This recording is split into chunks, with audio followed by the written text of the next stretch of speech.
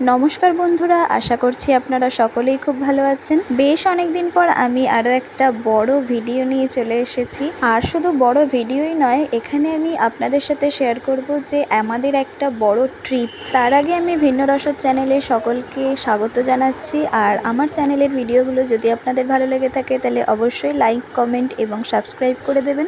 আজ আমরা যাচ্ছি দাদুর দেশের বাড়ি বর্ধমান। সেখানে আমি গিয়েছিলাম 16 বছর আগে, যখন আমার বয়স 4 বছর মতন হবে হয়তো। তো এতদিন পর আবার একটা বিশেষ কারণের জন্যই যদিও যাওয়া, তবুও গ্রামটা একটুখানি ঘুরে দেখা হবে। সেই সময়কার কিছু কথাই তো মনে নেই, তো এখন গিয়ে একটুখানি সব কিছু দেখে আসবো, যাতে সারা জীবনের জন্য মনে থাকবে বিষয়টা।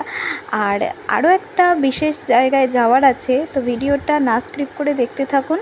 বেশ অনেকটা লম্বা জার্নির পর আমরা পৌঁছিয়ে গেলাম হচ্ছে দাইহাট স্টেশনে। এখান থেকেই আমাদেরকে আবার টোটো করে যেতে হবে আসল যে দাদুর বাড়ি, গ্রামের বাড়ি, সেখানে। তো আমার ভাই ভীষণ এক্সাইটেড যে দেশের বাড়ি যাচ্ছি।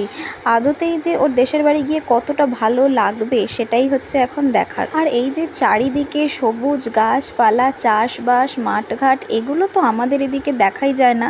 তো এগুলো দেখে আমার ভীষণ ভালো লাগছিল। বর্ধমানে পৌঁছেই বর্ধমানের বিখ্যাত মিষ্টি মন্ডাটা টেস্ট করে নিলাম। তারপর আবার উঠে পড়লাম টোটোতে, আর চারিদিকে সবুজ দেখতে দেখতে আমরা যেতে থাকলাম। যারা শহরের ঘিঞ্জি পরিবেশে বসবাস করে তাদের জন্য এইরকম একটা পরিবেশ অনেকটা রিল্যাক্স ফিল করায়। তো দেশের বাড়ি পৌঁছিয়ে তারপরে আমরা চলে এসেছিলাম একটুখানি ঘুরতে, মানে বিকেলবেলা হয়ে গিয়েছিল আমাদের পৌঁছোতে। তো সেই কারণে আমরা বেরিয়ে গিয়েছিলাম একটুখানি ফ্রেশ হয়ে, তারপর জায়গাটা একটুখানি ঘুরে দেখার জন্য। এত কাছ থেকে এরকম একটা পরিবেশকে উপভোগ করার ইচ্ছেটা আমার অনেক দিনেরই ছিল, তবে সেইভাবে তো সময় সুযোগ হয়ে ওঠেনি, যার জন্য আশাও হতো না। আমাকেই শুধু দেখাবি, দাঁড়া না, আমাকে দেখাচ্ছিস না তো, এটা ব্লগে ছাড়বে তো, ব্লগের তো। যত দূর পর্যন্ত চোখ যাচ্ছে শুধুই সবুজ আর সবুজ, এত কি যে ভালো লাগছিল তা কি বলবো আর। তারপর খানিকটা হাঁটতে হাঁটতে পৌঁছে গেলাম এখানকার সবথেকে বড় মাঠটা, মানে এটাকে বলা হয় মেলাতলার মাঠ। তো এটা ছিল আমাদের বর্ধমানের সেকেন্ড ডে। আমরা সকালবেলা বেরিয়ে পড়েছিলাম, বেশ চারিদিকটা একটুখানি কুয়াশা কুয়াশা মতন হয়েছিল।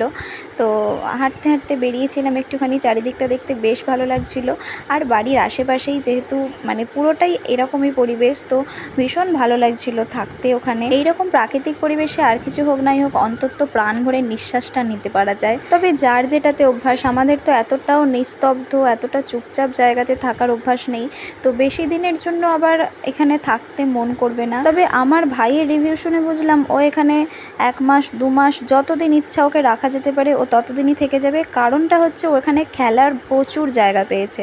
আমাদের এদিকে তো বর্তমানে মাঠঘাট আর নেই বললেই চলে, মানে নেই, আর খেলার সঙ্গীটাও তেমনভাবে নেই, তাই ওর এখানে থাকতে বেশ ভালো লেগেছিল। তো গ্রামের বাড়িতে বেশ ভালোভাবেই 2 দিন কাটালাম। তারপর আমরা বেরিয়ে পড়েছিলাম মায়াপুরের উদ্দেশ্যে। বর্ধমান থেকে মায়াপুর খুব একটা বেশি দূরত্বের না। আমরা বিষ্ণুপ্রিয়া স্টেশনে নেমেছিলাম, তবে প্রাকৃতিক আবহাওয়ার তফাৎটা বেশ অনেকটাই ছিল। এত জার্নি করার পর আমাদের এনার্জিটা নেই বললেই চলে, তবে আমার ভাইয়ের এনার্জিটা ছিল একেবারে তুঙ্গে। ও একেবারে ভীষণ আনন্দিত ছিল। এবার কোথায় যাচ্ছি, এবার কোথায় যাচ্ছি?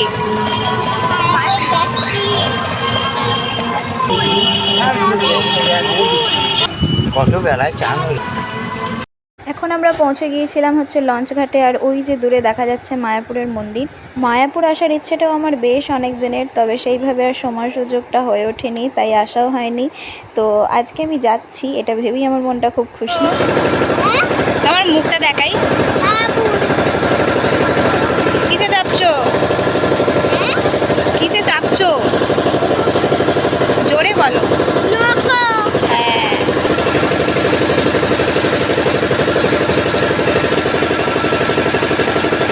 লঞ্চ থেকে আমরা নেমে পড়লাম মায়াপুরে। এবার আমরা খানিকটা হেঁটেই পৌঁছে যাব হচ্ছে মায়াপুরে। আর লঞ্চ থেকে নামতেই দোকানে দোকানে এইরকম ঘাগরাগুলো চোখে পড়লো, যেগুলো তো ভীষণ সুন্দর লাগছিল দেখতে। মায়াপুরে পৌঁছে খানিকটা রুমে রেস্ট নেওয়ার পর আমরা সন্ধেবেলায় বেরিয়ে পড়েছিলাম মন্দির দর্শন করতে। সন্ধেবেলার মন্দিরের প্রাকৃতিক দৃশ্যটা একটা অন্যরকমই ছিল, আর বেশ ঠান্ডা ঠান্ডা আবহাওয়া ছিল, ভীষণ সুন্দর লাগছিল দেখতে সবটাই। তো খানিকটা ঘুরে ফিরে আমরা আবার ফিরে গিয়েছিলাম রুমে। আর এটা ছিল আমাদের মায়াপুরের সেকেন্ড ডে। সকালবেলা আমরা রেডি শেডি হয়ে বেরিয়ে পড়েছিলাম আরও একবার মন্দির ঘুরে দেখার জন্য।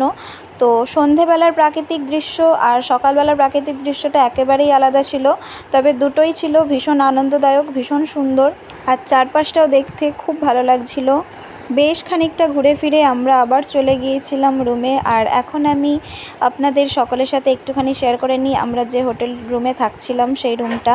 3-4 দিন ঘুরে ঘুরে বেশ ভালোই কাটলো। এবার আমাদের বাড়ি যাওয়ার পালা, আর এনার্জিও একেবারেই লস হয়ে গিয়েছিল। চলুন রুমের মধ্যে দেখা যাক কি করছে কে। ওখানে হচ্ছে দাদু ঘুমিয়েছিল, আর এই দিকের বিছানাতে আমার মিমিও ঘুমিয়েছিল, আর ভাই একটুখানি শুয়ে শুয়ে ফোন দেখছিল।